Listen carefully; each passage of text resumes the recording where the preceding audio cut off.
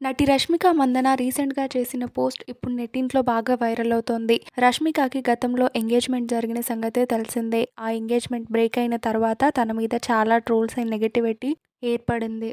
అయినప్పటికీ తను చాలా సైలెంట్‌గా ఉంది. తన కెరీర్ పైనే ఫోకస్ చేసింది. కానీ ఎప్పుడో జరిగిన తన అమ్మగారితో మాట్లాడిన మాటలకి సంబంధించిన ఒక ఆడియో రిలీజ్ చేసి వైరల్ చేస్తుండడం రష్మికకి ఇప్పుడు చాలా కోపం తెప్పించింది.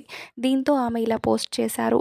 నాతో ఈ జర్నీలో ఉన్నవారికి, అలాగే ఈ విషయంపై కన్సర్న్ ఉన్నవారికి, గత 8 సంవత్సరాల్లో ఒక సెక్షన్ ఆఫ్ మీడియా హరాస్మెంట్ టార్గెట్‌గా నాకు అగైనెస్ట్‌గా మాట్లాడడం చేస్తూనే ఉన్నారు. తప్పుడు సమాచారం ఇస్తూ వాళ్ళ రీచ్ అండ్ వ్యూస్ కోసం వాడుకుంటున్నారు. అది నన్ను బాధపెట్టినా కూడా నేను ఓపికతో ఉన్నాను. పబ్లిక్‌లో ఉన్నప్పుడు ఒక్కోసారి ఇలాంటివి ఫేస్ చేయాల్సి వస్తుంది. నాకు నేను నిజాయితీగా, హ్యాపీగా స్పెండ్ చేస్తున్నంత వరకు అవేవి నాకు మ్యాటర్ కావు. కానీ గత 24 గంటల్లో జరిగింది ఆ లైన్‌ని కూడా క్రాస్ చేశాయి. నేను దాన్ని వదిలిపెట్టాలనుకోవట్లేదు.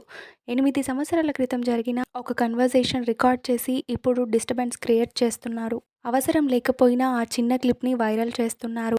ఇలా పర్సనల్ ప్రైవసీపై దాడి చేస్తున్నారు. తప్పుదారి పట్టించే మరియు అపకీర్తి కలిగించే విధంగా ఈ పనులున్నాయి.